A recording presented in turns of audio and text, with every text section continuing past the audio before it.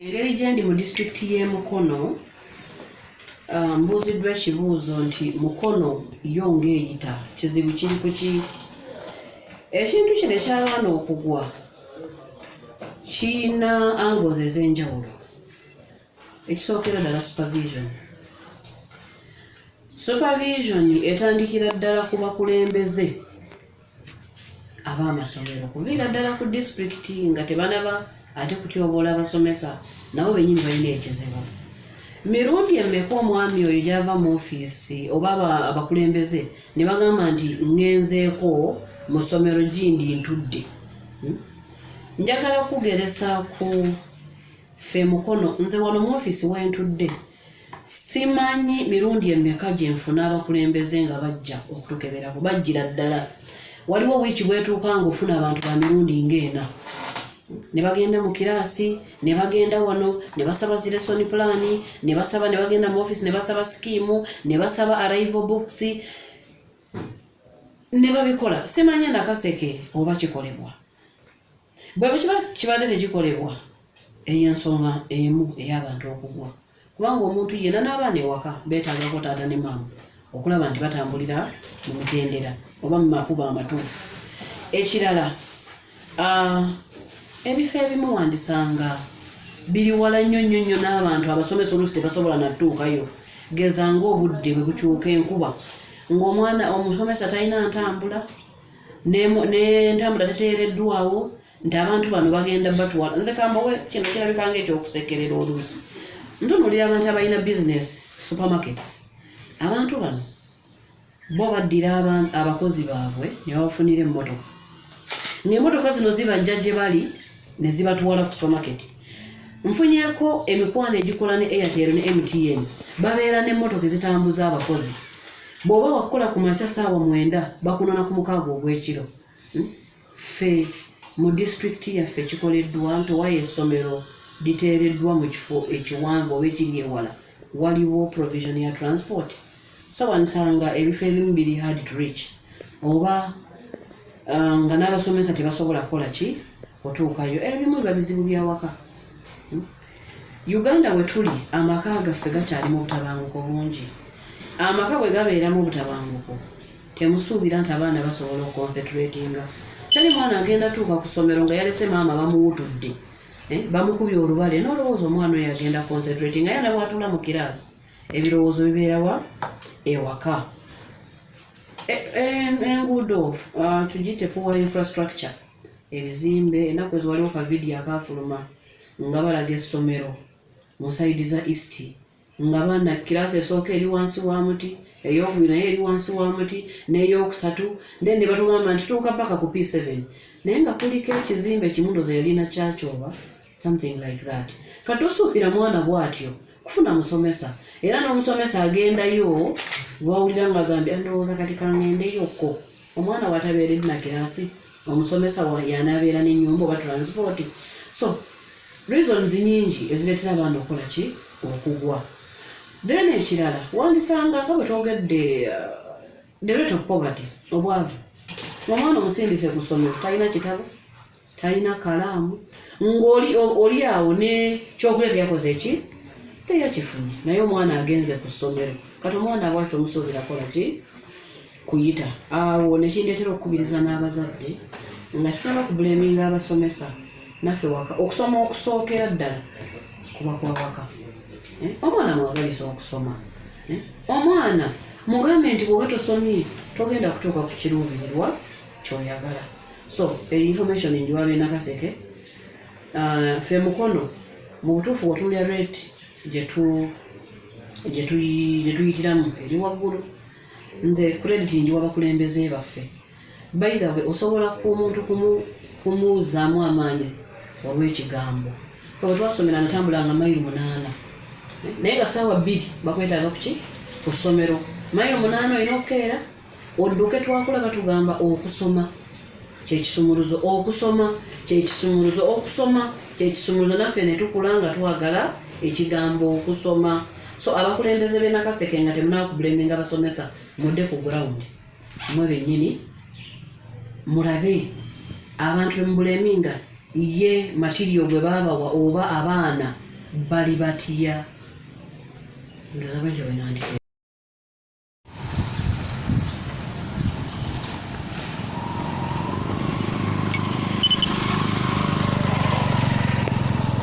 nguze eri kuna kaseke naye byonna bibuuzo biri mu birowoozo by'abasomesa. Omwami ono nze ne ŋŋamba bwe nti yandivuddeyo emabegako awo twafunako kopasita omu yali mu ndiga ze era n'ayimirira ku basomesa n'aboogerako yali issue ya requirements. Omwami ono yansanyusa nnyo, yagenda okulaba gy'alaze si wangu wa kukwata ne yeetondera eggwanga. Nsaba omukulembeze w'eggwanga ne Ministry y'Education nti baveeyo baprotectinga omusomesa. Wanga omusomesa watuuse alinyiriddwa n'ava mu busomesa n'adda mu kintu ekirala. Ffe bwe twakulira omusomesa yali aweebwa nnyo ekitiibwa. Omusomesa ne bwe yatambulanga ku kyalo, abazadde abaamulabanga ab'abaana ng'olabira ddala beewombeese okulaba nti babuuza omusomesa. Naye katate bwe tugenze tukulaakulana, omusomesa afuuse kyakudibanga kyakujalabanga, ekintu ekitaliimu makulu ekitaliimu nsa.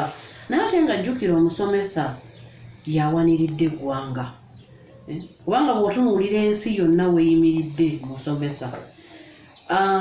Omusomesa ekimufudde ow'enkizo tekitandise kati. Ne bw'otunuulira n'ensi yaffe gye yava wabeerangawo abasomesa, newankubadde babeeranga yunifoomu busengaazi bakojja. Ekyabayisanga basenga ne kojja baayigirizanga empisa era baaweebwanga ekitiibwa. Kye nandirowoozezza nti kati omusomesa oba senga y'omusomesa wa leero. So tusaba gavumenti eveeyo erwanirire eddembe ly'omusomesa. Tusaba eggwanga liveeyo profeshoni yaffe ligiteeke nnyo ku mwanjo. Twaliwo emabegaawo ng'abasomesa batumanyi nnyo ng'abantu abaavu, abantu abatalina kye tusobola kwekolera.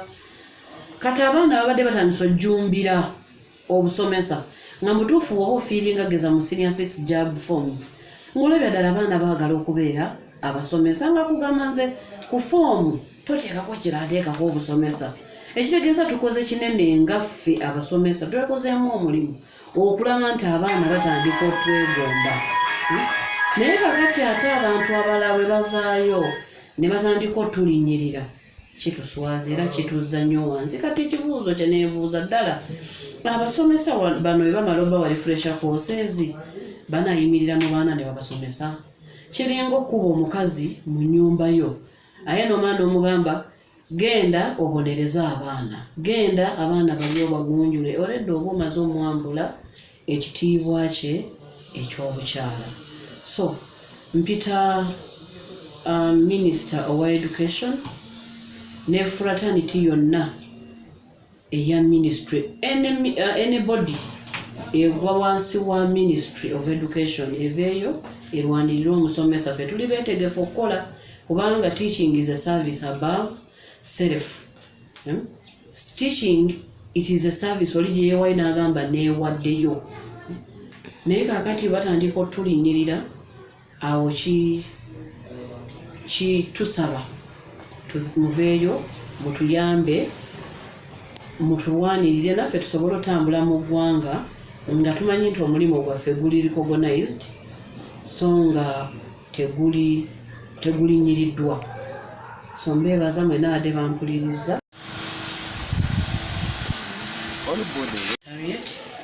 Omukulembeze w'essomero erya Muza High School Kabembe Mukono. Mpeereddwa omukisa guno okwogera ku mwana omulenzi. Omwana omulenzi abantu bagamba asuuliddwa, omwana omulenzi alekeddwa emabega. Kituufu. Naye ate ekintu kino nkizza way back mu tradition. Tukulidde nnyo mu tradition in a way that omwana omulenzi yali tafiibwako. Ng'omwana omulenzi abazadde batunulira nnyo omwana omuwala. Naye ate gye tukomye okikola gye tukomye okufuna tuziyita mpulunguse mu basajja. Era ne bw'otunuulira projects ezisinga zitunuulira mwana muwala. Era nkizzayo ku tradition nti omwana omuwala balowooza nti yayonooneka mangu, omwana omuwala asobola ofuna olubuto oba oliawo n'omulenzi n'amwegaana. Nze simanyi na byakwegatta. So ne tutunuulira nnyo omwana omuwala. Naye ate wetukomye okikola ekivuddemu si kirungi. Kati ngenda kwogera nga nze omusomesa kikyendaba mu bazadde n'abaana baabwe abalenzi. Amasomero agasinga basinga otusumbwa b'abaana abalenzi. Lwaki? Ewaka tebafiiriddwako. Omwana omuwala bamukugira nnyo. Tokola kino, tokola kino, tokola kino, tokola kino. Ekivaamu omwana omulenzi akula ng'era engombo bw'egamba basajjalaata. Ku mulimu ayagala asajjalaate tagambibwako, ku ssomero oyagala asajjalaate tagambibwako, mu bufumbo tayagala kugambibwako. So ne tufuna ensi ekyandibadde empagi nga kinafu. Dda abantu bagamba nti omukyala munafu naye abasajja banafu olw'okusinziira enkula gy'abakozizzaamu. Ne bw'otunuulira ebyenjigiriza batunuulira nnyo omwana omuwala. Ne babako obubonero bwe bamuwa omulenzi ne bakola ki? So nzirayo ku musingi nti tukole ebibiina ebigenda osomesa omwana omulenzi okuviira ddala ewaka. Nti omwana omulenzi naye asobola kola nga kiri kyetwayogerako abangoberera ku lunaku lw'abakyala nti omwana omulenzi kuviira ddala wansi batandike okumusimira omusingi gwe. Ti omwana omulenzi asobola kukula ng'ali bw'ati. Omwana omulenzi asobola okukola n'omukazi kyakola ki? Kyakola naye nga tetukyawulamuko. Bw'onaakimugamba n'okireka awo nti asobola kukola, omwana omuwala kyakola ate ojja kufulumya babisiyaga. Baako ky'omwawulira nti munange omwana omulenzi asobola okufumba, omwana omulenzi asobola kulongoosa ennyumba. Bakule nga bakimanyi nti si baakusajjalaata. Bakule nga bakimanyi nti ffenna tuli bantu ate tukola ebintu byemu. Actually omu omuyambi wa munne. Nti awatali kiri ekitonde nakino ekirala tekikola ki? Tekibaawo. N'abazadde mbakubiriza bwe tubeera ewaka abaana abalenzi tubagambeko. Tuleme omwana omulenzi amasimu gajja abeera mu nnyumba n'abeera ku ssimu nga bannyina bali mu ffumbiro. Bamuyita buyisi John, Maaka, jangu oli emmere olumala okulya esowaani aleka awo. Naawe omuzadde n'okola ki? N'osirika. So omwana omulenzi okulekebwawo kivudde mu tradition naye kati tusobola okigonjoola kati omwana omulenzi tumutandikako n'abeera ow'omulamwa nga kividde kuva abazadde. Ate ne ku masomero naffe ne kitwanguyira kubanga munanga akati akakyamye okagolola kaba kazibu. Nze bwentyo bwe nandiyogedde.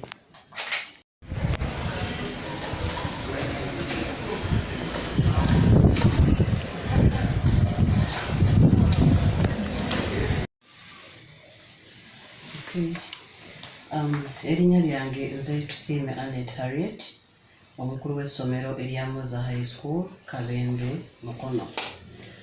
Omulamo gwe tuliko olwaleero gwa LC5 Owenakeseke, omwami Kyomu Kiwanuka kye yakoze abasomesa.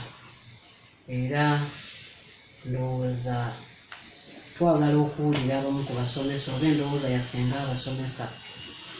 Amazima amatuufu omwami ono kye yakoze tekyabadde kirungi lwa nsonga nti mu kukikola teyasoose kutuula kwebuuza nti bwe nkikola biki ebigendo kivaamu. Okuddira abasomesa n'abatuuza ebibuuzo, waliwo ebibuuzo bingi ebyatujjidde ngaffe abasomesa. Ebimu ku ebyo twebuuzizza nti kale ebibuuzo babikoze, ayina examination body egenda omaakinga ebibuuzo ebyo. Abasomesa bano yabategese nti bagenda kukola ebibuuzo kubanga ne bwabeera mwana ng'agenda kukola ebibuuzo ategekebwa ebbanga eggere paka lwatuula ekibuuzo. Naye ekyenjawulo ekinyiiza nnyo ate ekyennyamiza, omwami ono yayise abasomesa nti agenda bbawa meeting oba agenda kubeera ne meeting nabo. Naye ate mu kutuuka yabawadde kibuuzo. Kiraga ki? Ndowooza kigendererwa kye kyadde kyakuswaza musomesa. Omuzungu kyayita belittling, or tarnish the image of a teacher. Lwaki njogera nti he wanted to belittle, yadda yagala kuswaza abasomesa? Yuneebu nga yuneebu tesobola kuvaayo neewa kibuuzo ng'abaana tebakyetegekedde. Omwami ono n'ayogera n'agamba oba owuliriza speech ye nti agenda kuwa refresher course eri abasomesa oba koosi abanaaba bagudde koosi ey'okuba zaamu oba amagezi oba nkiyite ntya. Naye kati ekibuuzo kiri nti yagambye nti abagudde bagenda badimootinga ate abayise agenda bapromootinga. Ebyo byonna bibuuzo biri mu basomesa. Tulinde promotion ze nakaseke nti abayise ebibuuzo bagenda kuva ku bwa deputy classroom teacher bafuuke ba head teacher. Ebyo byonna bibuuzo biri mu birowoozo byaffe. Ekirala ekitujjira mu birowoozo ngaffe abasomesa nti ye obuyinza yabuggyeewa oluddira abasomesa okubawa ebibuuzo. Agenda kunnyonnyola eggwanga nti okubeera LC5 kigattamu n'okusoma. N'enkubirizaamuko nti oba bwe batuwa emirimu tebatubuulira job prescriptions zaffe oba biki bye tulina kukola. Abaganda balina olugero nti bwe bakutenda okudduka todduka n'oyita neewuwo. Omwami ono nze ndaba yadduse nnyo n'ayita ne we yandikomye. So aveeyo abuulire eggwanga obuyinza yabuggyeewa obukola ekyo.